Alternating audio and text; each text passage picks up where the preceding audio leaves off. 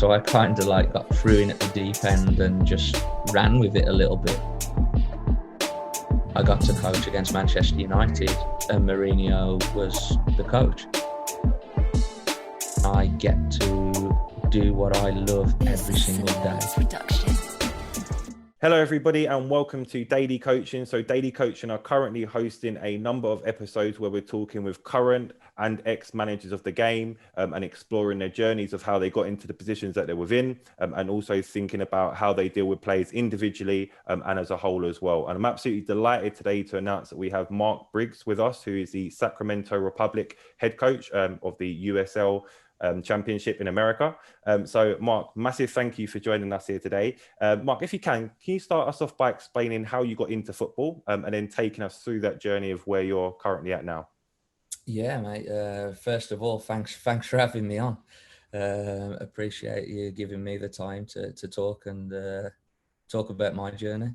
So now it's, I guess it started, I'm from Wolverhampton, up in the West Midlands, and I was pretty much just born into football. My dad played, my uncle played semi-professional and lower levels of the game. So I grew up, my youngest childhood memory of the game was, going to my dad taking me to watch my uncle play. Okay. Watching my uncle play every Saturday, every Sunday. That was kind of my earliest, recollection of being around the game, being around like players, being around, going in the changing room with my dad, and all the boys giving high fives and all that, So just kind of fell into it from an early age and just loved it.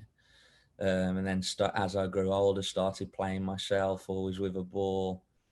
Always running on the field at half time, kicking the ball in the goal. Do you know what I mean? Those types of things. And then started playing myself and started playing on a team when I was 5 or 6. I think my dad put me on a team, just a local team, and just playing with my mates and just having fun. Then realised I was all right at it and just, carried on playing it. And then it comes to played with my mates until I was like 12, and then clubs start sniffing around if you're doing okay, I guess. And then a few clubs started sniffing around. Went to training with them. Dad driving me all over the country to go to these trials, and ended up signing with West Bromwich Albion. So signed there, came through the system there, which was a little bit of a dubious decision because all my family are Wolves. I'm a Wolves fan myself as well, so at the time it was like, why is he signing? Why are you making him sign for the Albion? But my old man's old school, and he'd shook hands with the West Brom Academy director at the time, John Truick. He'd shook hands with him, and that was that. That was in my dad's mind. It's done and dusted, and that was that. I went to West Brom, and then was fortunate and went through the whole system at West Brom. Got in and around the first team. Never quite broke through onto the scene. Always got in and around it and got close, and then never quite managed to break in properly. And then went over and played in Denmark for a few years. Came back from Denmark and signed at Notts County, then at Shrewsbury Town, and then kind of just chased it, just chased the dream and kept it alive and flirted around like semi-professional football, non-league football, just going from club to club, just chasing it all the time. Then got a phone call to come out to America from a friend of mine, Stuart Riddle. And he just said, hey, look, Briggsy, can you come out and have a few games? I'm coaching a team. And it was just in a summer league called the PDL. And he said, but it'll be good for you. You'll get your name about, people will see, and they might open a few doors. So I was like, yeah, why not? So went out for the summer, left in April, and then it was over by August. So it was just really short, do you know what I mean? But it was great for me. Met a lot of people, made a lot of connections. and then came back home, got an offer the following couple of months later to go the following year to play in the USL with Wilmington, and then played in Wilmington for a few years. Ended up starting. Played in Wilmington, went 2009, and then they went bump, of course, my luck.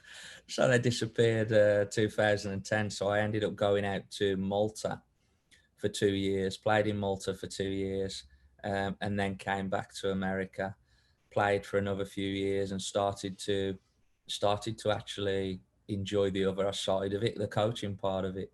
Yeah. So got into like youth coaching, and then it progressed, and was assistant manager, was head coach, and then went to RSL Real Salt Lake, and then now find myself out here in California at Sacramento Republic.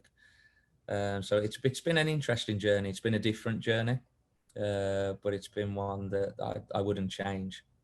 Nice. I think as well, so like, you know, thinking about the earlier stages before we get onto the later parts, but like you say, it's an incredible journey. And, you know, when I found out about your journey, I thought it's a big credit to you in terms of, like you said a minute ago, chasing the dream. And, you know, you've gone literally wherever it may need to be to play the game, which you love, and obviously now coach the game and manage the game, which you love. Like you said, obviously, when you first started out, especially nowadays as well, you get a lot of children getting involved within teams at such a young age, like you said, about 5, 6 years old. There's obviously a lot of development centres and also these pre-academies now, which have popped up where, you know, you're looking at under 6s and under 7s of professional clubs. But, you know, when for you, I know you said obviously you get a few clubs kind of sniffing around, and, you know, that obviously must give you a bit of a buzz as well. But when you was kind of playing in your sort of like your local grassroots teams and with your friends, when did it kind of change for you in terms of thinking to yourself, do you know what, actually, I do really want to try and make it as a footballer? Or was that kind of always the passion? I guess it was always the passion, always the dream, but it was never. I give a lot of credit to my dad, to be honest, because like when I go back to England now, and like you're in the pub with your mates, and like I can talk to them about, like, I remember when we played in the cup final, like back in, you know, do you know what I mean? And I can relate, and that's nice for me. So one thing my dad did, I guess clubs started sniffing around like probably from 8 years old. But my dad like would always say, no, he's staying here. He's happy. He's just going to play. And he pulled me aside when I was, I think I got to just turn 12. It's 11/12. And he said to me, like, look, what do you want to be? Do you want to be a player? We can go and look at these clubs, but you have to understand it becomes serious now. And then I never ended up actually signing for a team for another year until I was 13. And he just let me play.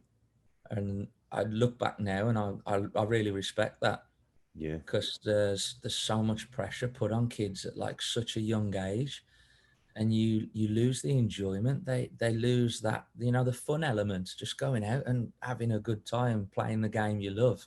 There's so much pressure now. And even for the parents are like, got to be a professional footballer. He's signed for Manchester City at 8 years old.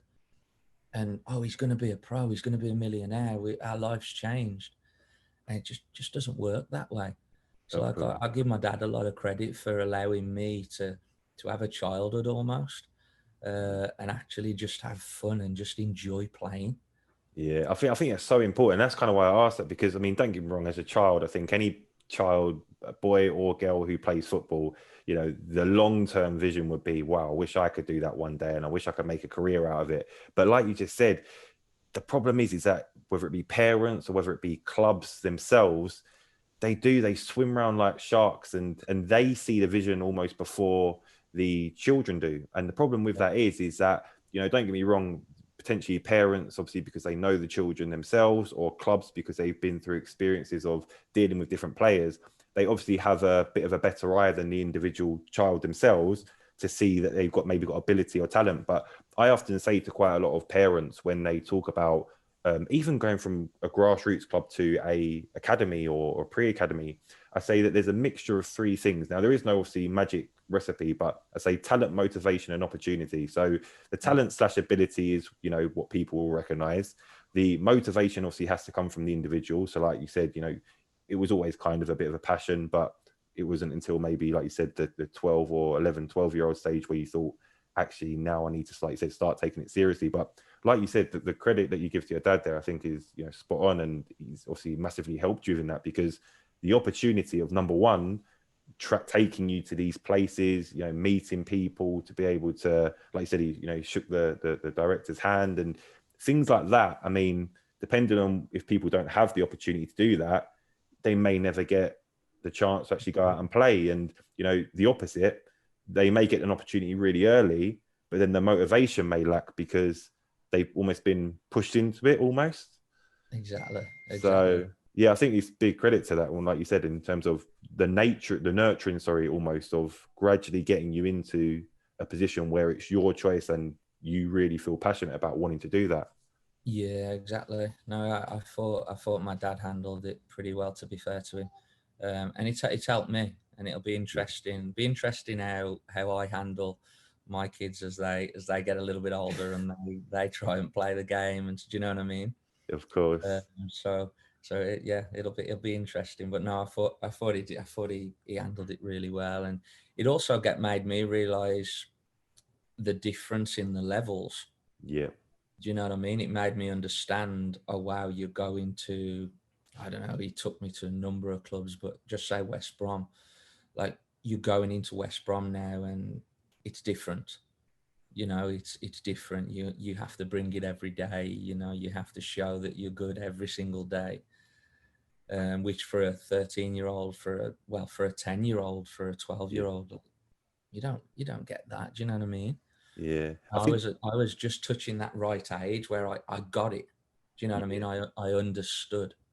Yeah, I was gonna say, because I think there is that sort of turning point almost. Because I was gonna say, obviously, like you said originally, you know, you got involved in football because you saw it happen through like family playing, and obviously friends and social factors are such a big reason as to why so many people get involved in football. And like you said, you know, you could talk to your friends probably about a cup final which you played, you know, many years ago, and it was probably for a trophy which you may or may not remember the name of, but it was just because you was playing with your friends at that time. And I suppose how is that, and how do you adapt when you go into an environment where actually now you're not just playing, or you are playing for fun because you still enjoy the game, obviously, but you're now getting taught and educated about the game and to try and technically make you better and to give you that game understanding. How do you have to adapt to that?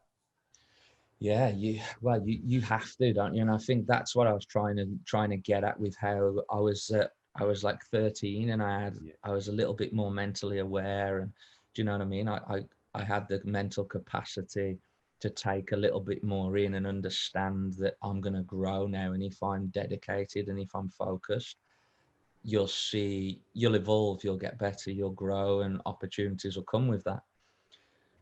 But I also think that, like, it's funny because you look at when I would play with my friends, and then when you play like with players who are as good as you, if not better than you sometimes, you know, the different levels, I almost think that element of fun, when you play with your friends, that element of freedom, just doing whatever, whenever, like trying to make funny and stick it through his legs or flick it over do you know what I mean? Flick it over his head. I almost think that gets lost. And I think that's part of, you're starting to see now, like, English football's producing more players that have that little bit of freedom. And I think that's an involvement of like coaching in England. Yeah.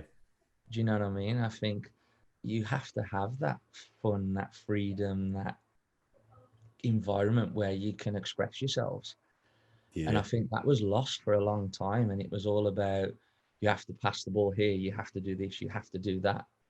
So then those players get lost, and what they're good at, they don't end up doing.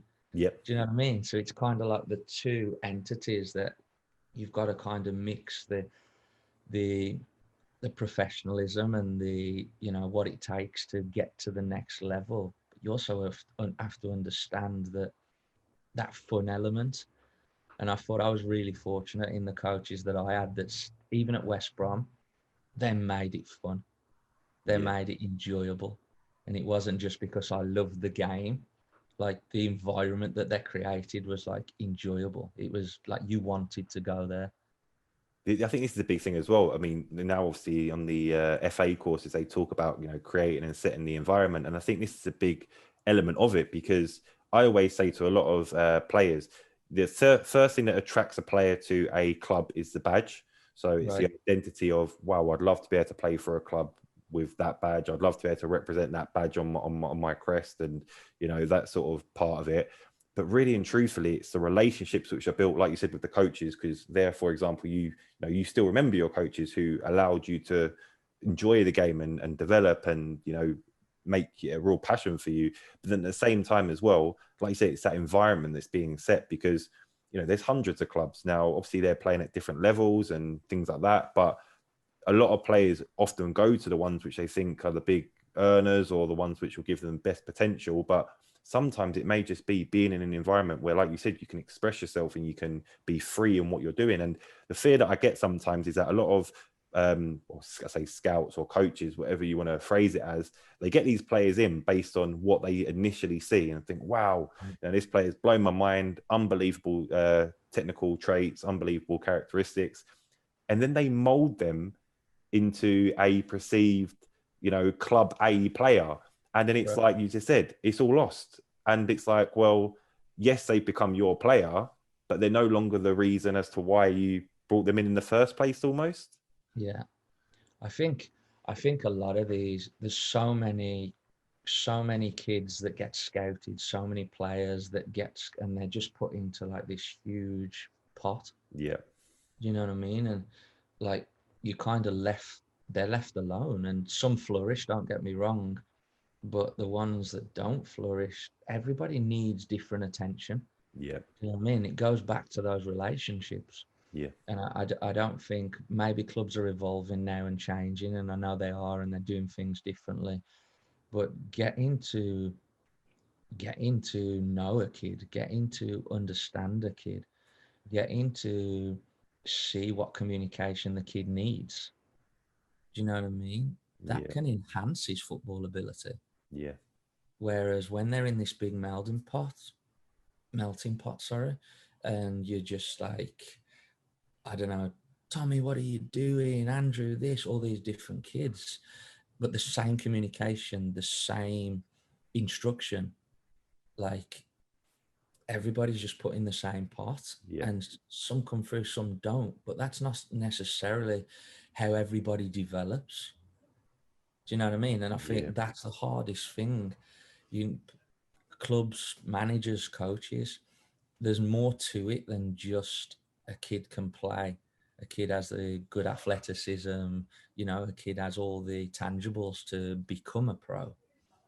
Yeah. But like I just feel like there has to be more attention paid to the mental side of it. Yep, I agree.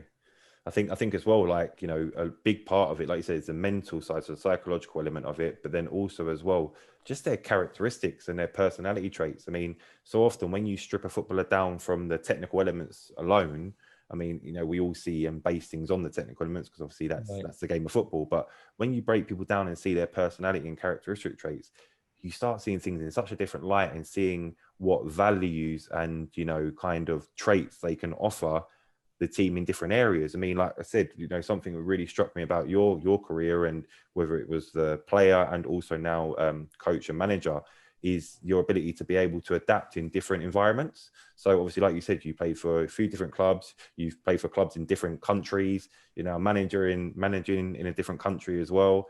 And how did you adapt to settling into a new environment every time? And almost, I know obviously America is a English speaking language, but obviously totally different culture. How was that, and how did you have to adapt to that?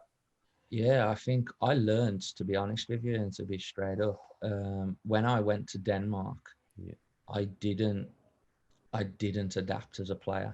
I didn't handle it well. I struggled being away from home. I struggled being in cold weather. I struggled with a language I had no idea about. But I think looking back now, I never fully integrated myself. Okay. I never fully threw myself into the Danish culture, the Danish mentality, the Danish way of life, how Danish people think. I was kind of that young, inexperienced, arrogant almost. Yeah. I'm English, I'm going to be better than everyone else. Do you know what I mean? And then I just feel like I always like say to my wife, like the one regret that I have is I wish I could go back to Denmark and actually enjoy what I had and the opportunity I had. Because looking back now and seeing it, you're just like, God, what was I doing? You Yeah. know? And I think I learned, that's what I learned. So now the one thing that I always said whenever an opportunity came to go to another country, to experience another culture, I always wanted to throw myself into that culture, throw myself into the opportunity and make sure I'm getting the most out of it and maximizing that opportunity. Um, Sorry, my daughter's come to say hello. And I think that for me was the biggest learning curve and the biggest thing that I took from going into Denmark and not really giving myself the opportunity to succeed. Yeah, of course. You know? Would you say as well? Because I mean, sometimes I say this with players, and obviously, I'm not saying necessarily your experience was this, but I think sometimes it's so important to experience. And I'm going to use this word here, but I think a lot of English people will perceive it as a negative word, but failure. And Yeah, we look at failure in such a negative light because oh, we can't fail at this, we can't have or experience failure. But I think it's such an important thing to happen. And I know it sounds bad, but I think it's almost important to set players up to fail almost in certain occasions, obviously not all the time, before some right. people start saying, you know what. But I think it's so important because, like you just said there, because you've experienced that and you've had to overcome that. I mean, look where it's taking your career, not only as a player, but then now as a manager, to what you've been able to go on to do, because you've been able to reflect on those experiences and think, what went wrong? Why did it go potentially wrong? What could I have done better? And now, like, even just through hearing what you're saying here, you're saying, well, actually, I would love to be able to go back and do the opportunity again, to be able to do things differently. And do you agree that that's kind of something which is important to almost experience? Completely, mate. I think it's huge. I think it's okay. It's okay to fail. Yeah. You know, we all fail at something. Nobody's perfect. Yeah. Like I made mistakes this past season. I made mistake. I'm gonna make mistakes as I move forward. But I think the how you look at failure and how you look at mistakes, um, and reflecting. Yeah. Looking at yourself, reflecting, and being honest with yourself. Not making excuses up. Oh well, it was the player's fault, or it was his fault, or my staff didn't do this, or the referee didn't do this. Like looking at yourself honestly Yeah. and reflecting, then then it enables you to be in a position where you have an opportunity to grow. You have an opportunity to learn, to get better. And if you're looking in the mirror and saying, I'm blaming him or blaming the scenario or whatever it is, you're not going to grow. Yeah. And I think you have to be able to understand that you're going to make mistakes, that you're going to fail, but you can grow from those failures. You can grow from those mistakes. And if you have that mindset, you're always going to have a chance or an opportunity, because you're constantly striving to get better. You're constantly striving to be a better person first and foremost, and then in this profession, be a better coach.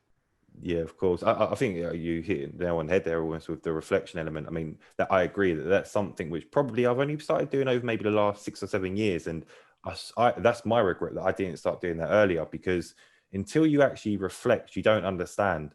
And, Right. you just see things happen, or things naturally come across your path and you think, well, that's happened. And then you either move on or you potentially look back at it, but it's not a reflection. It's kind of just, that's happened, and I wish it didn't happen, but it did. But I think that almost from a coach's perspective, and this is what when I'm trying to mentor coaches, I talk to them quite a lot about this, of when you reflect and you're putting in your challenges for players and you're setting your session up. Again, as coaches, we always focus so much purely on the technical elements, but like we said about the psychological elements and that mindset of being able to have a growth mindset, I always say that every session almost needs to incorporate, whether it's in the session or out of the session or in a match, decision making and problem solving, because actually that reflection is problem solving. It's like you said, why has this happened? There's a barrier here potentially. How am I ever going to come this barrier, and what is going to help me to have success, whichever success is for the individual or for organizations in the future almost. Yeah, for sure. Yeah, I think it gives you having the reflection, an honest reflection, and then you understanding that reflection and understanding where the mistake is. Yeah, enables you to really dig deep into that mistake. Do you know what I mean? And once you dig deep into that mistake, it gives you an opportunity to figure it out and grow. Of course. Yeah. So I Yeah. think it's the actual honest reflection, it's the understanding, and then it's the willingness to do the work to grow and get better and learn from it. Yeah, I always talk about experiences as well. I mean, like, say for example, when you're a player anyway within a team, you obviously have peers and teammates, and even learning from their experiences. I mean, often we reflect on our own stuff, but also reflecting on their experiences, and how have they potentially overcome things, and how have they potentially come up against issues, and why has that happened almost. So I think it's looking at it from the individuals, but then also from a collective element almost. Sure, for sure. The one thing that I try to I try to live by, I try to coach by, and it's such a small thing. I had a really close relationship with my dad's mom, my nan. Yeah. And before she passed away, she said to me, she said, treat people as you want to be treated. And then she said, never dismiss anyone, because you can learn from anybody. And it's so true. It's so true in life. It's so true in the game. Like there's a lot of arrogance. There's a lot of, oh, I'm a coach at a professional club. I'm not talking to you. You coach the local pub team. Like, why? Yeah. Same game. I agree. Do you know what? That's such a lovely quote as well, because so often, like you said, people have either stature, so that, again, I mean, I often tend to try and not use it, and I would love to be able to reflect a lot of my thoughts and ideas on there. But things like Twitter, there's so many influences on Twitter, and I think sometimes that the bigger influence you are, you can almost say anything, and people believe it and they buy into it. Whereas somebody else who maybe has a couple of followers and could be just as knowledgeable and just as experienced, but because they're not as deemed as socially accepted almost on these platforms, their voice isn't heard. And a lot of the time as well, whenever I come into contact and I mentor coaches, one of the first questions they always ask, probably almost before they ask what my name is what coaching qualification do you have?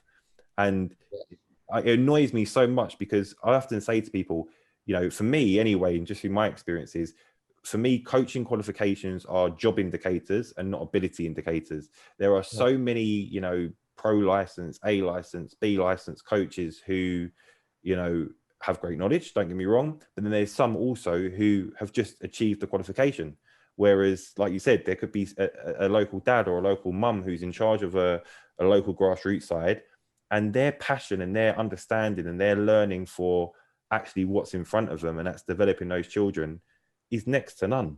Whereas almost as you grow up the ladder, the influence almost becomes yourself, and it's how high can I grow, rather than when you first started out, it's all about developing the children and putting these sort of ideas and philosophies of how I can create these children to become better players and individuals, really. So it's such an interesting one.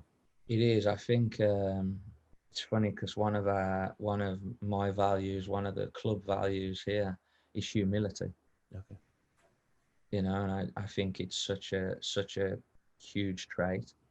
And if you look at, even in England now, if you look at the top coaches, Mourinho, Klopp, Guardiola, they're humble, Yep. you know? Yes, they have a perceived persona that the press portray, but when you look deep into these guys, they're humble.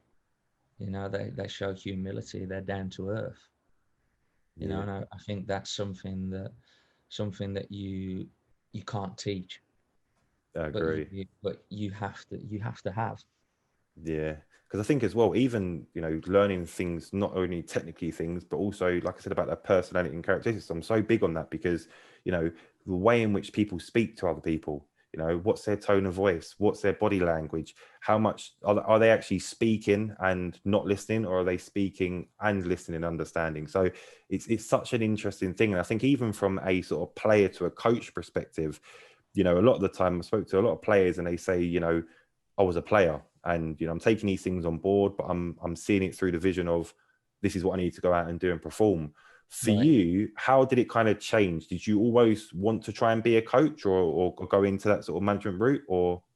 No, not at all. It's funny. I was as a player, I don't, that some players do think that way, Yeah, but I don't. I think there's a small minority of players that think that way. yeah, Like as a player, you're selfish. You yeah, want to come to training. You want to have a good session. You want to go home, relax, chill out, do whatever you want to do, and you're just thinking about the next day's training session and the game at the weekend. yeah, So I never fully buy into people that say, "Yeah, I knew I was going to be a coach and this and that." I just never fully understood that or believed that because I just know how I was as a player, and I yeah, just never ever thought about it. Now coming towards the end, and I realized, like, you're not gonna make all this money. You're not gonna play at the levels that you always desired to. Then you start to open your mind a little bit and try and figure out, well, what is next? yeah. What am I gonna do?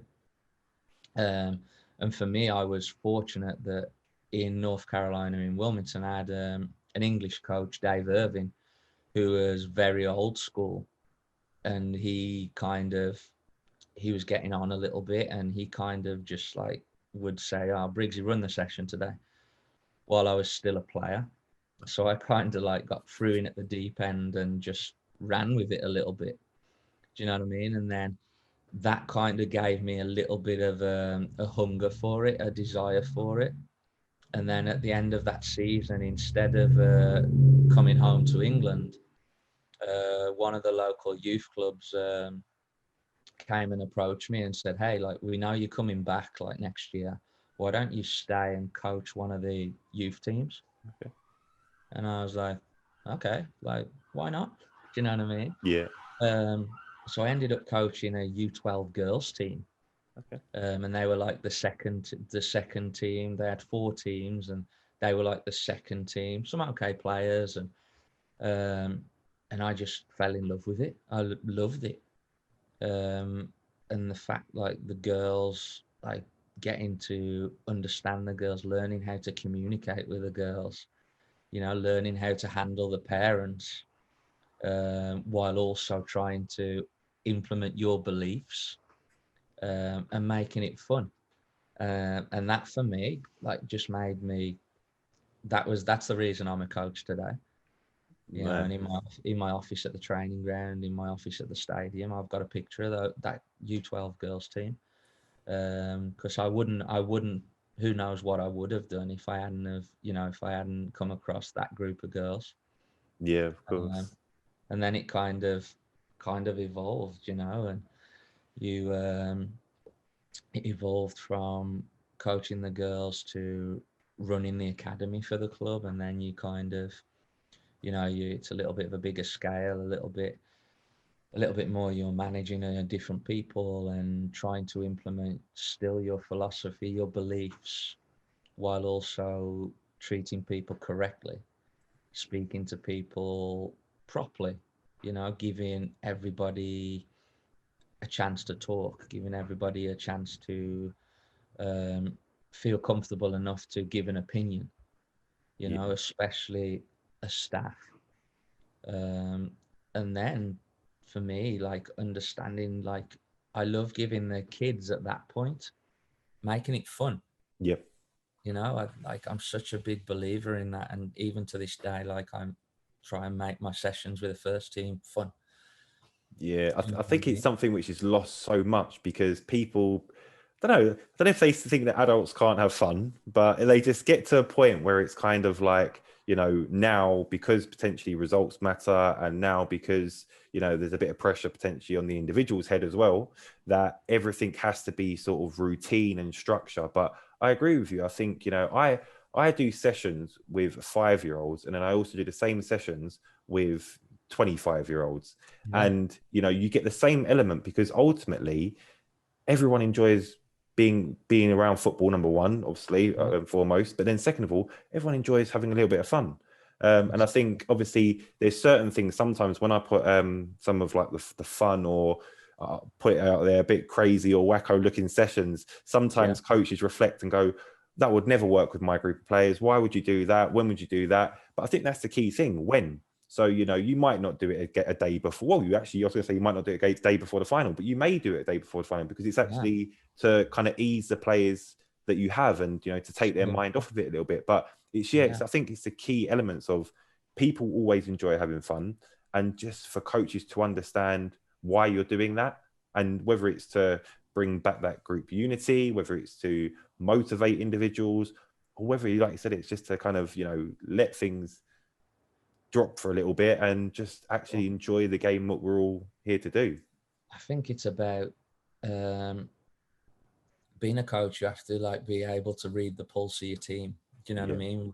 Read the pulse of the environment you're in, and understand and pick the right moments to make it fun.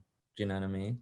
You can always have an element of fun. I always say to my strength and conditioning, my sports scientists, when they're warming the players up, when they're getting them ready before they come to me, like make it fun, have a bit of banter with them, communicate, get the vibe right, get the culture right. So when they come to me, they're not like, oh my God, we've done the same warm up again, you know? So when they come to me, they're a little bit bubbly, they're ready to go. Do you know what I mean? And then you can get the most out of people. Of course. It's like something I like to do my work, my preparation, the first 4 days of the week. If you're going Saturday to Saturday, for example, if we played on a Saturday and do a cool down on a Sunday, usually give them Monday off, then Tuesday, Wednesday, Thursday, that's my work. That's my preparation. That's where I get the meat and potatoes of the week right then. Do you know what I mean? And then Friday, day before a game, take the pressure off, relax, make sure everybody understands what's expected and what we're going into. But, you know, go and do your, go and have fun. And I actually searched last off season. I searched online for like this terrible jersey.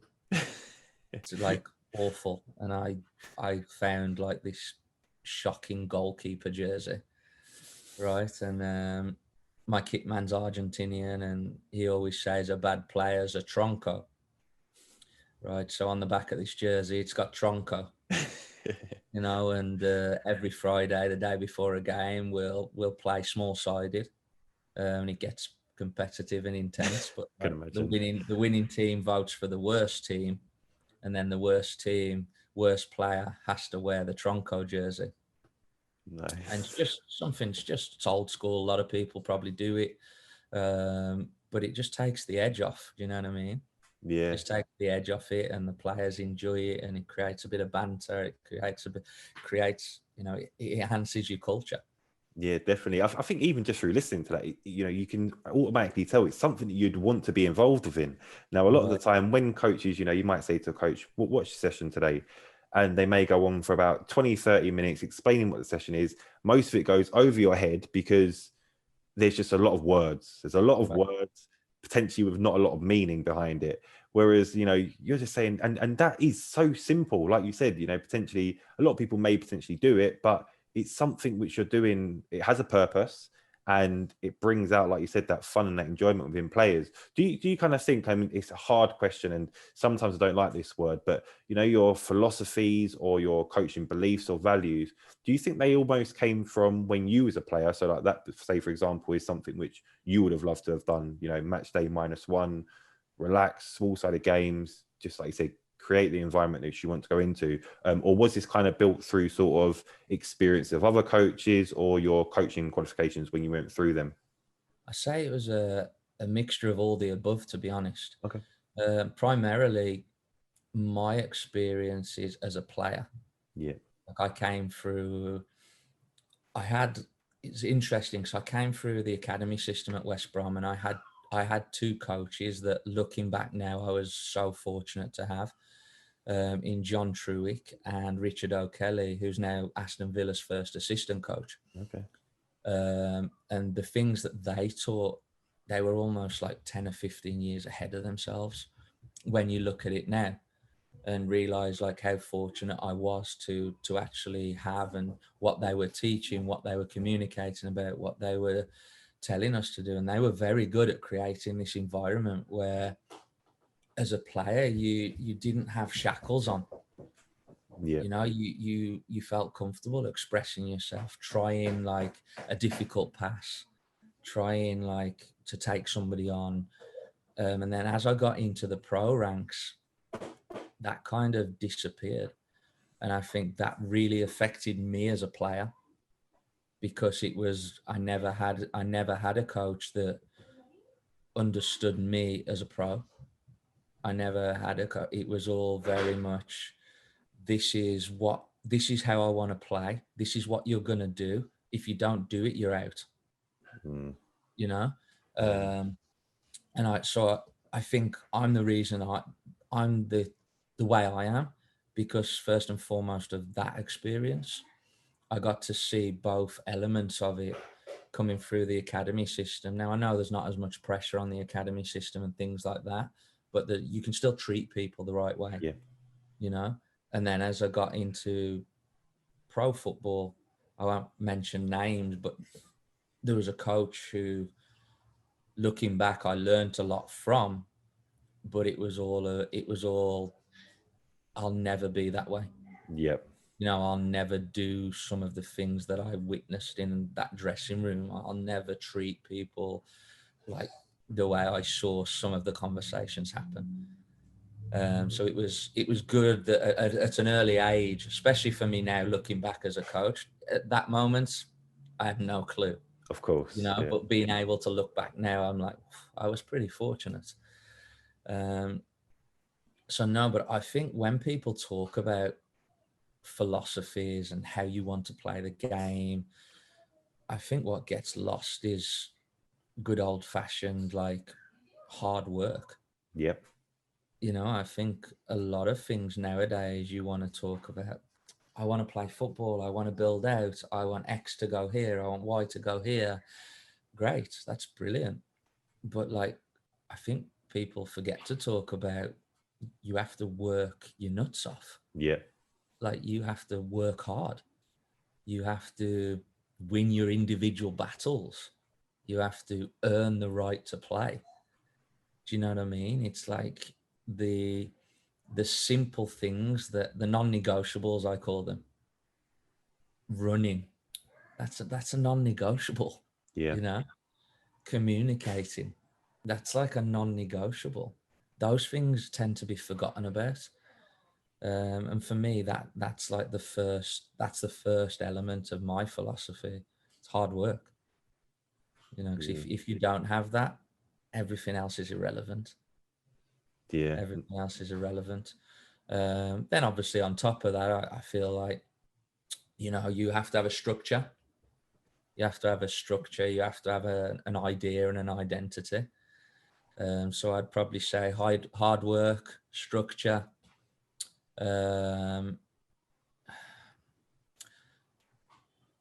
freedom. I think, like we've spoke about, creating that environment of being comfortable, being free to express themselves, being free to play the game, and to to try things. I Yeah, think that's why we all fell in love with the game, right? That's why we love the game. I grew up and I loved like Ruud Gullit, Marco van Basten, Lothar Matthäus, Maradona, Paul Gascoigne. Even those names that I've just reeled off, they played with a freedom. Do you know what I mean? They just played the game they loved and they expressed themselves. of course. And I think that's probably the so. And then the last one would be like desire, because you have to have that desire to individually be the best, and that desire, from my standpoint, the desire to make the collective as hungry as they possibly can to be the best they can. Of course. I think what's quite interesting as well, just through listening to that, it's almost on what you said so far. Your identity is a reflection of you as an individual and the experiences which you've been through. Some of those words that you reeled off there in terms of the freedom, the creativity. Like you said, when you first got involved in football, that's what you wanted to do. You wanted to be free. You enjoyed that element of it. The bit about the desire. You've always said that you wanted to make it as a professional, and you wanted to carry on wherever the opportunity took you. That was what you done, and it's positive and pleasing to the ear to hear that now you're putting that almost onto the players which you're dealing with. Because again, I feel that so often, more than not, and like you said, people like your Klopps, your Mourinho's, and your Pep Guardiolas, like you said, they have a humbleness about them. But what people see is, like you said, sometimes the way in which the media portray them, and coaches often will see something, like you said, it's the fancy words of playing out from the back, the tiki-taka. When you break tiki-taka down, it's passing and receiving the ball. It's movement on and off the ball. So, and again, like we said, we overcomplicate it so much. But like I said, just through hearing what you're saying as well, is that if you have an identity, it's so important that you bring out your own identity almost. Don't get me wrong, you can take bits of things from here and there through experiences or through observation. But when you try and replicate somebody else's identity, it's going to be so much harder to actually relay that message onto players, because you don't have the experience, you don't have the understanding, and you don't have the knowledge behind why, how, where, and when they're doing these things. But you do, because you've experienced that and you've gone through that. So, yeah, I think you can, like I said earlier, you can learn from anyone. Yep. I think that as you have these experiences and you go through these moments in your coaching career, your coaching development, you understand what you want to do from a tactical standpoint. But I think it's extremely important you never lose sight of who you are, and making sure that your team replicates yourself and your values. Yeah. I think that's hugely important. Now how you instruct those and how you teach those are done in different ways, right? Every different people do it different ways, and some are successful, some aren't. But you have to understand what you perceive to be successful, and then implement those ways and teach those ways. And I think as long as you're doing what you perceive to be your way and the right way, in my opinion, then people can understand that, and people can buy into that. And then on top of that, the humility element. One thing that I was blown away by, like, people talk about Jose Mourinho, and he has like a perception in the press, and if you look at all the press and you look at his interviews, you'd think, oh, he's arrogant. I was fortunate enough that when we were at Real Salt Lake, I got to coach against Manchester United, and Mourinho was the coach. And before the game, I was walking out onto the field to set up or whatever, and he pulled me to the side. And a couple of days before, there'd been an article go out on me back home on Sky Sports News, I think it was. And he said to me, great article the other day. Maybe we can chat afterwards.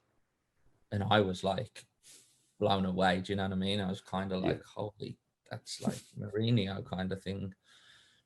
And then after the game, like he took the time and spoke to me for like 10, 15 minutes. Wow. He just spoke to me just about football, like me and you are talking there. And like that, like for me was like, just like mind blowing, you know, one of the best coaches in the world had took the time to spend 10 minutes with me and nobody and just talk football with me.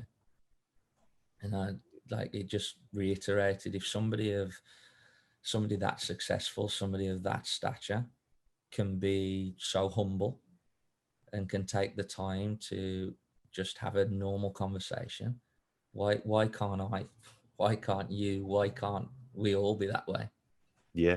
No. And that was an experience that kind of like, I'm just so fortunate to have been able to have that. But now, like when I see him on the TV, and I've got so much respect for him, just because he took 5 minutes, 10 minutes to talk to me, to just talk to me about football. It's interesting as well, because those are the things where, you know, like you said, you know, we're doing it now, we're just talking about football, and you know, people underestimate the power of that. And you sometimes see people in certain positions and you, like you said, you think, you know, they would never listen to me, they'd never give me the time of day to do that. But everyone has that common ground, which is football. And I think, you know, people like yourself, people like Mourinho, you know, they want to continue learning. Their games are never ending in terms of, you know, I know everything. And, you know, they're always, like, again, Mourinho and yourself, always in different experiences, different environments. And I think, like you say, it's that humility where it's kind of just, you know, these are people in the same industry as me. And we know that coaching can be so tough at times, not only because of obviously the situations you have to go through, where it's sometimes there's a bit of pressure where you have to win games, but also the opinions. And I talk about this so much, that people will have an opinion. And, you know, like you said, just listening to each other, where you're saying about why you're doing things and how you're doing things. It's such an honest and open approach, and so pleasing to hear that coaches are actually doing that, because a lot of the time it's me, and not very much we. So it's pleasing to hear that. But then in terms of, because obviously, again, comparing the two of you together, you know, you're now in a situation where you're in charge of a first team, and you know, there is that slight pressure because you're in a league or competitive league, and you know, there's an element of, you know, the fans as well wanting results. How do you find yourself in that situation now? Is there still that element of taking it back all the way from when you first started, of this is football, of course I want to try and win, then going into that medium part where it was with the under 12 girls of I want to develop players, but now there's the element of pressure of winning games and, you know, creating something almost for the fans? Yeah, I think you never have to lose sight of that, right? Ultimately, if I don't win games, I lose my job. You know, that's just a simple fact. I think once you understand that, and once you know that that's just the way it is, you don't necessarily focus on it. Of course. Like I don't focus on winning games, winning an individual game, winning a title, winning a championship. That's not the focus. I think for me, the environment for me and my staff, making that an enjoyable environment, making it somewhere that I want to go every day, making it, you know, having people around me that I enjoy, that I respect. That's huge. And then making sure that everybody related with the football club understands that they play a pivotal part in our success. You know, it's yes, I may be the person that's the face, and that's just the job. But there's so many people that play pivotal roles in you being successful, the team, the club being successful. And I think that if you can create that environment, create that atmosphere where everybody understands their value, you have an opportunity to to be successful. You know, and successful for me in my environment is to win football matches, you know. But also success for me is developing players, making players feel that, God, I got better when I worked under Mark. I improved when I worked under Mark. Do you know what I mean? Yeah. Mark taught me X, you know. That's winning for me. That's success for me. Having a player say they enjoyed playing under me, that's success for me, Yeah. you know. So there's different ways of being successful, but I think ultimately all those elements that I just spoke about with the players, that give you a better opportunity to win. Of course, as a You collective, know? isn't it? It was almost Yeah. everything's being built together. I agree. I think, again, fans will have their opinions, and quite rightly so, because it's a team that's supporting, they're passionate. But then, just like yourself, like you said, you're passionate about developing the players. The players are passionate about developing themselves, but then also the knock-on effects for those two elements are that, like you said, well, if we're all developing at the same stage and we're all having this good understanding and we're almost meeting our individual roles, responsibilities, and successes, then the whole team as a collective achieves. And obviously, it's quite incredible to see some of the accolades that you have achieved so far in, say, a relatively short amount of time. But, in terms of, the winning of championships, and also I know that you was coach of the year as well. And does that kind of give you a bit of a, not stamp of approval, but make you feel, do you know what, this is part of that reflection almost, I suppose, think, do you know what, something's going right here, or what I'm implementing is working? That's obviously, I guess, what you get. I guess the year that we won the championship and I got voted coach of the year, I think the most satisfying thing for me was going back and watching the games Yeah. and seeing the football that was played, the style of football, the amount of goals, the freedom which the players played with, the determination, the desire which the players showed. That's the most satisfying for me. Yeah. It's nice to have the accolades. Obviously, that enhances your career, that enhances your name, that enhances your brand, so to speak. But the seeing players and hearing players talk about the enjoyment they had that year, the enjoyment within that environment, that's the most satisfying for me. Yeah. Having players say that they got better, they loved working under me, they want to work under me again. I think that's the most satisfying thing for me, and because that's ultimately why you coach. Yeah. You know, I love seeing, when I was younger, it was seeing the light bulb go off in a kid's face, in their eyes, when they're like, "Oh wow, yeah, you're right, coach. I understand that. That's going to help me." And you still have those moments now, even with professional players. Yeah. The best players, the best coaches, they have a love for the game, they have a desire for the game, but they have a hunger to succeed. And that hunger in succeeding, you can rub off your enthusiasm on a player. You can rub off your enthusiasm on somebody who sells tickets at the club. You can rub off your enthusiasm on the kit man. Like you if you're enthusiastic and people see like your desire and how much you enjoy what you do, I think that for me enables you to be successful, but enables you to have that environment where people enjoy what they do. Of Like course. I'm fortunate. Like I live in California.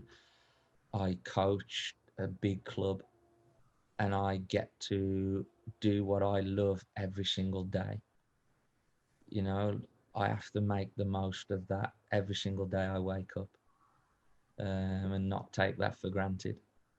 Yeah, I think it's interesting as well because, like you said, I think so often, even when I go into like sessions where there's maybe a coach who's coaching a group of 30 children, you can often feel and sense the environment. And I typically say, and don't get me wrong, sometimes it's a bit harsh because obviously you have individuals and characters who may be slightly different to what the environment they're trying to set, but there is often a reflection of the environment on the individual coach themselves. And like what you're saying there, you're so grateful for where you are, and if you are sort of preaching that, then the players should hopefully do that as well. And it goes on to show, like you said, through the accolades and the successes of what's happened so far within your career and with the teams that you've worked with and the players that you've worked with, that is also shown. Because like you said, if you're almost spreading it down from the top, it's almost, like you said, filtering down. And it's humbling to hear as well, like you said, about some of the big named coaches as well. And it's humbling to hear from yourself that, like you said,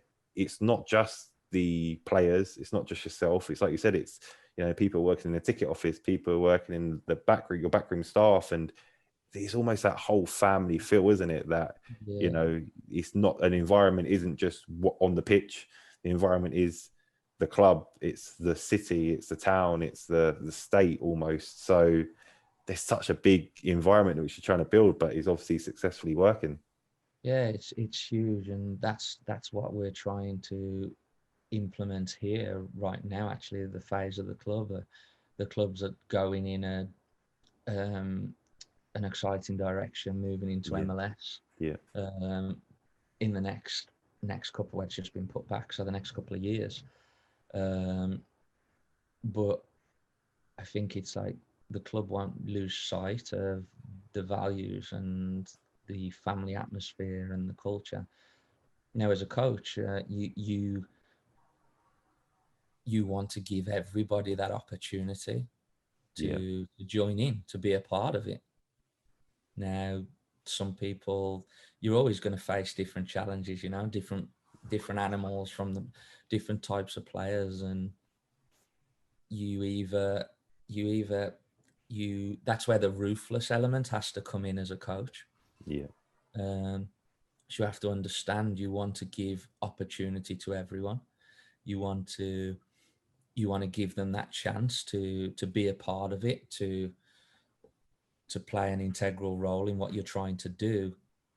But then you have to also get to a point where yes, they're in, or no, they're not. And that's where you have to make the decision. And that's where that ruthless element comes in, that you have to have. Yeah. You have to have that to be able to be successful. It's kind of like, I've got my wife, I've got my two daughters, and the players, they basically control the food that goes into their mouths. Yeah.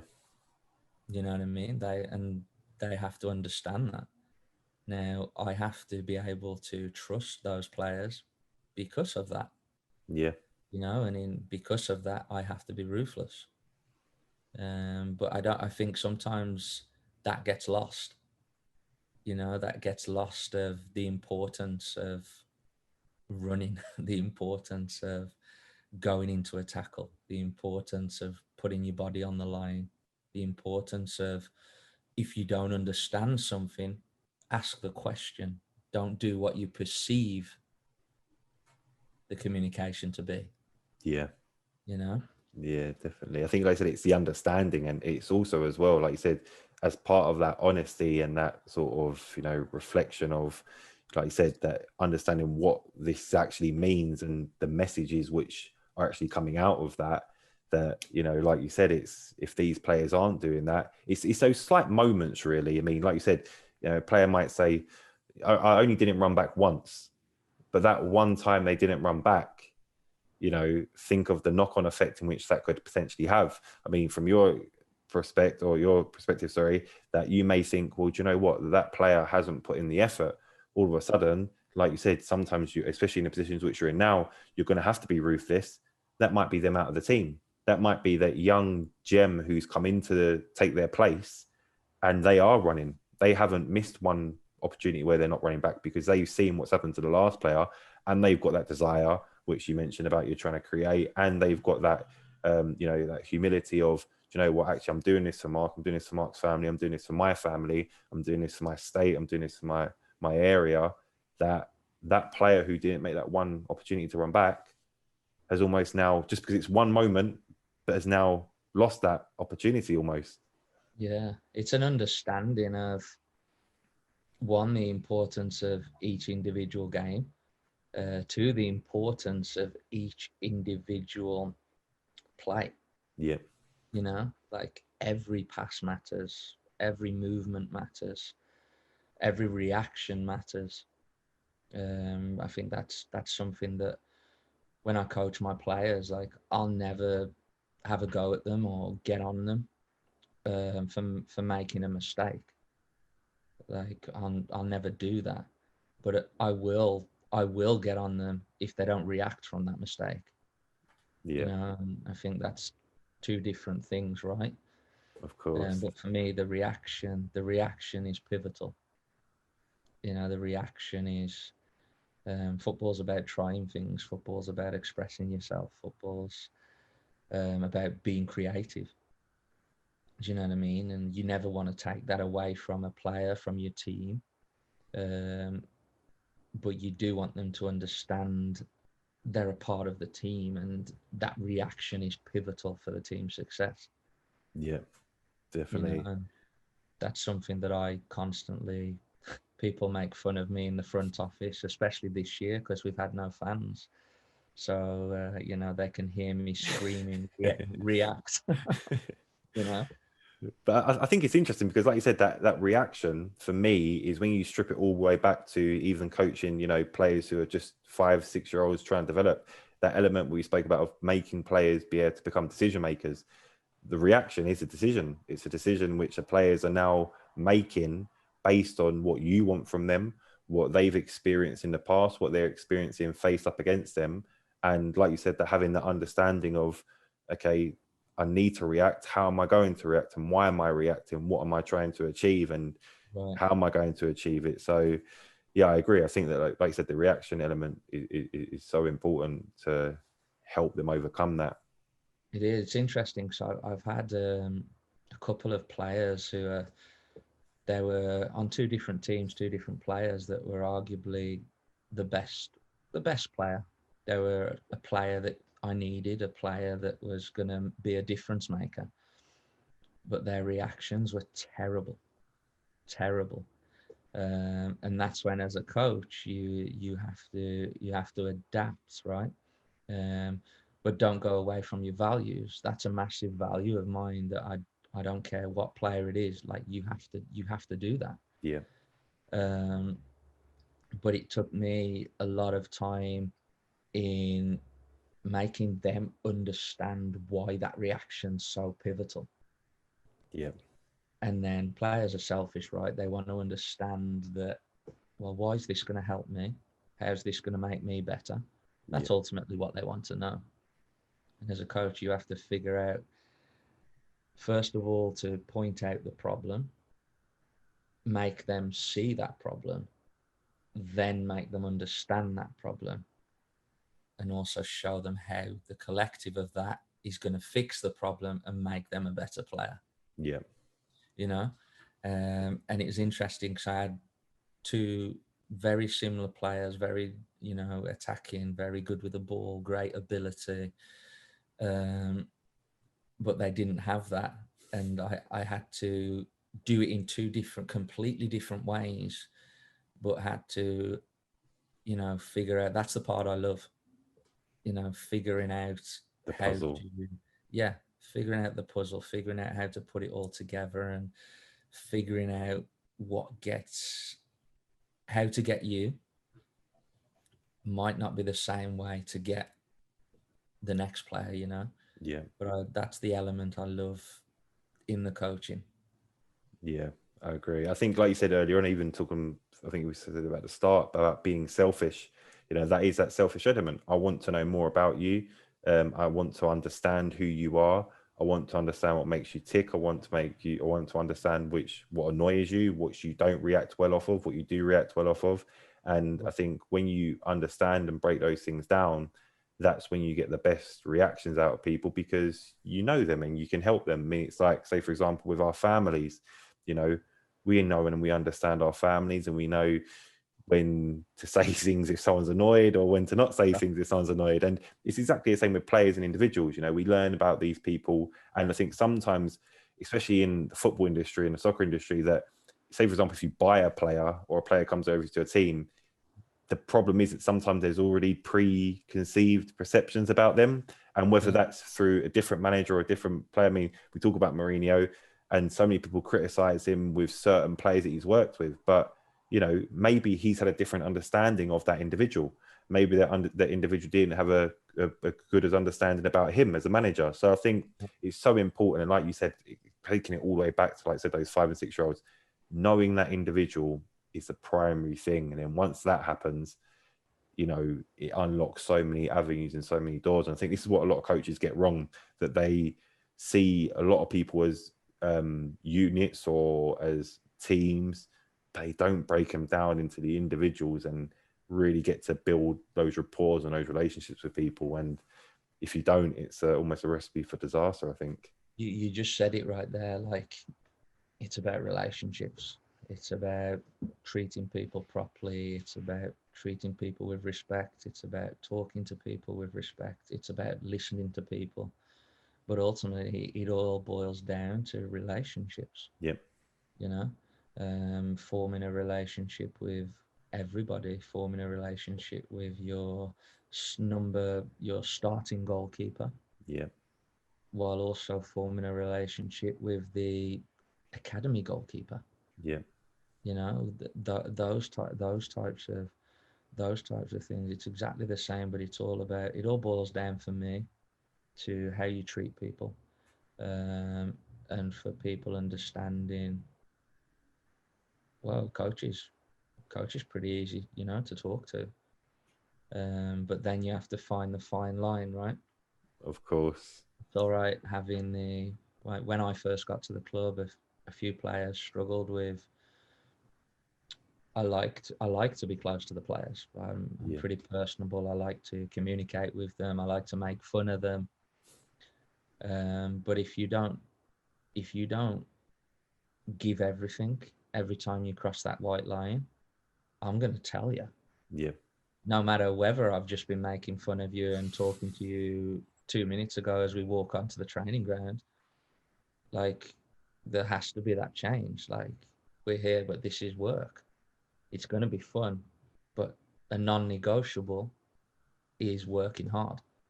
Of course. You know It what I boils mean? back down to those responsibilities and roles, doesn't it? Back to your values, to what you believe in. Yeah. You know, I think that's hugely important. And once people get that understanding and you stick to your values, then, like I say, they either buy in or they don't. Of course, yeah. I think it's interesting. I mean, like I was going to say, you know, just through listening to, like I said, your whole journey, there has been a consistency throughout. And I think, you know, it's credit to yourself that of what you've achieved throughout your career as a player and also as a manager now, but then also what you're developing and reflecting onto your players. I always kind of say to coaches that when you work with players, ideally, I mean, I know, like you said, sometimes we don't see it as players, but you're almost developing the next crop of coaches, because if you can give players the understanding, and obviously they have the technical ability anyway, and they have the experience of being in and around those environments, but if you can give them that game understanding, you're almost developing a coach, because, you know, you're giving them the tools and the knowledge and the education. So I think, yeah, it's definitely a big sort of credit to what you've achieved. But honestly, it's, if you look at obviously Guardiola, Mourinho, they've won all these titles, but you ask them who their biggest influence is, and it's, well, for sure, Pep is Bielsa. Yeah. You know, and if you look at all the Bielsa disciples, so to speak, you know, there's so many of them. Yeah. And they all played for him or they worked under him. There's so many disciples of him. And I'm sure he takes pride in that rather than any accolades or any trophies. He takes pride in, he's helped Pochettino get to where he is. He's helped Pep get to where he is. He's helped so many other coaches, top coaches, Diego Simeone. There's so many of them. Yeah. that are all like Bielsa disciples. It's almost like a branch, isn't it? People Yeah, branching off. I think I saw something similar with Sir Bobby Robson as well. And, you know, yeah, it's like a couple of people, and from there, they've all spiraled off. And I mean, you could even say, for example, now Frank Lampard, Jose yeah, Mourinho, Sir Bobby Robson. It's yeah, all these different branches. And like you said, it's such a accolade to have that you've almost been nurtured by these people and taken on the experiences of playing under them and learning from them to what you then reflect onto these next crop of individuals. yeah. And if you look at the holistic, like the bigger picture of that stuff, and you look at example Bobby Robson, Bielsa, these guys created an environment what people thrived in, Yeah, what people wanted to be a part of, you know, and that's why they took so much from it, because the environment, the respect, the culture was the way it was. yeah, Now they've gone away and put their own spin on it. But if you don't have that, people aren't engaged, people aren't learning, people aren't growing. Like, it's pivotal. You have to create a good environment. And if you don't have that environment, you very rarely see success. yeah. No, I totally agree with that. And I think as well, sometimes there's a lot of people talk about coaches, but I almost say that just as important as a coach is being a mentor as well. You know, you're a mentor to these individuals. And I think coaches come and go. Mentors are there for almost a lifetime because they're the ones that help and see and develop you through. Whereas coaches, sometimes it's more of that technical element. But yeah, it's quite almost a contrasting comparison. But listen, Mark, been fantastic discussion so far. I think, like I said, from what you've achieved as a player to now as a manager, and obviously where you're currently at, it's such an exciting project. I think what's going on. You know, when I looked into Sacramento Republic and, like you said, going into the MLS, and even just through what you're doing and what you have achieved, I think it's almost a reflection on the club that you're at as well. That, you know, there is that desire, there is that, like you said, that sort of community that you're creating. If you could, as a sort of a whole, what would your sort of reflection be to say, for example, if there's any upcoming coaches or almost even a younger you as a coach as well, what would your key message be to send out to people? Oh, that's a good question.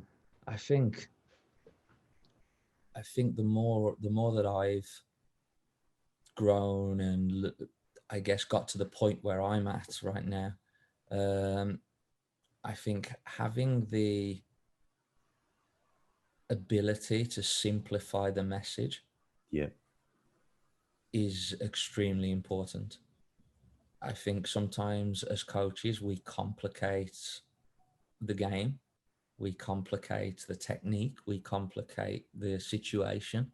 yeah, And I think as a coach, you have to be able to simplify the message to the player. Because if a player doesn't understand your message, you haven't done your job.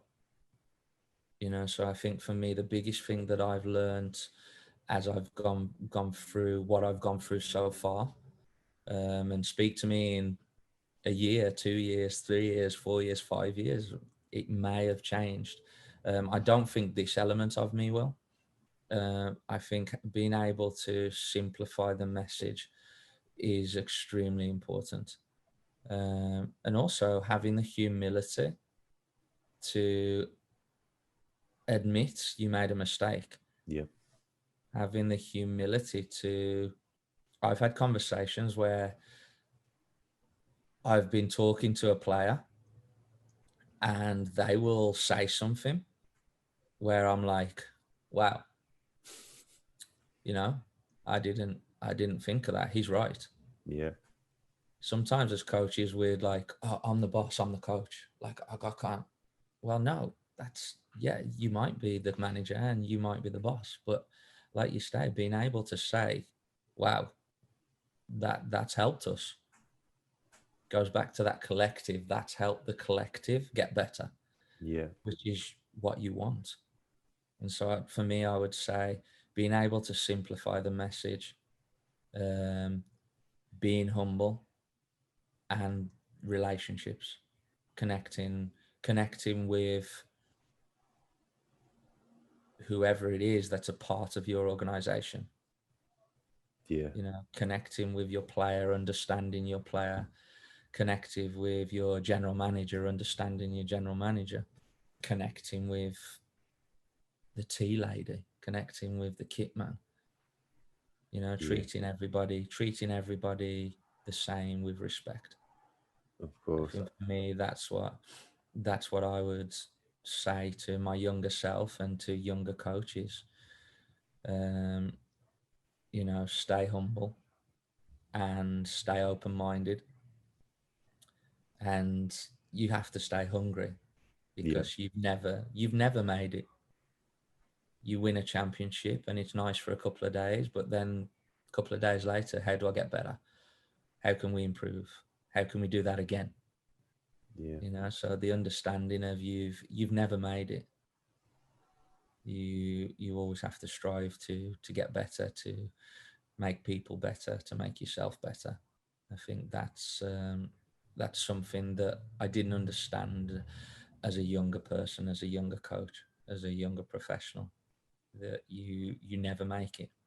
Yeah, and I think you're spot on there. I think, you know, just listening to, like you said, some of those key messages, it's almost refreshing to hear that as well, because I think sometimes as coaches, we get so caught up on the badges and like I said, just the technical elements, but all those key things you listed off there, they're just personal traits. You know, they're just characteristics which aren't things which are even that hard to learn. It's just almost adapting, like you said, your beliefs and the way you approach things. So I think, yeah, it's very pleasing to hear that on the ears. And I think it's crucial advice, like you said, the younger coaches coming through and who obviously want to come into positions like what you're in at the moment. But no, it's been fantastic, Mark. Seriously, great insight into your journey. Like I said, when I found out about your journey in the sort of, you know, route you took, like I said, sometimes it's not just the conventional one, but I think it's so important.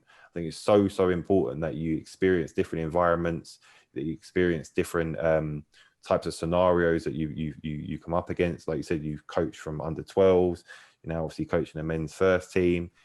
There's such different and contrasting, almost, well, from the outside it is, but on the inside it's still the same core elements that you're doing. You're still a coach and you're still developing players. So yeah, it's been a fantastic insight into your journey and to what you're doing now.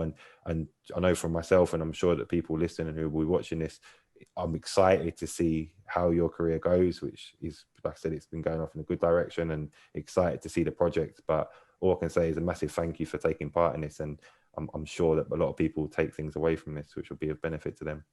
Yeah, no, it's been great talking, mate. I could talk all night about the game of football. Do you know what I mean? We could be here till tomorrow morning, but I know it's getting late in England. So thank you very much. It's much appreciated and really enjoyable to talk to you, and fortunate to get to talk about the game that we both love. No, You know, okay. so, thank you, mate. It's truly appreciated.